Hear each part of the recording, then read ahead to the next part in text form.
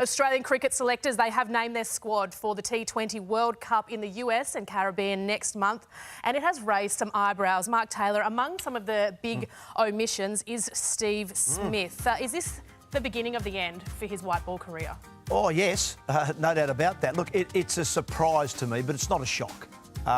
Steve Smith's been in and out of the T20 side over the last probably 12 to 18 months.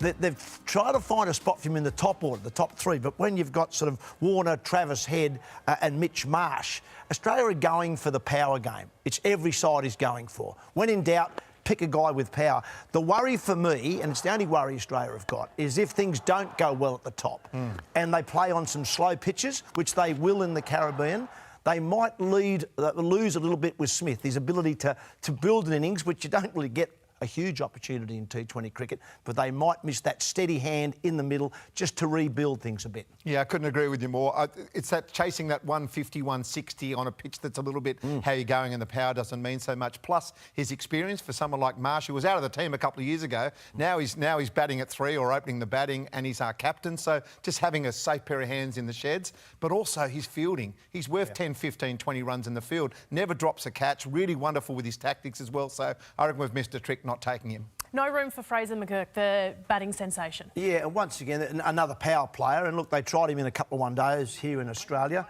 and he's having a terrific IPL in India at the moment. He certainly is a player of the future, or certainly a hitter of the future. But at the moment, as I said, Australia have got enough hitters.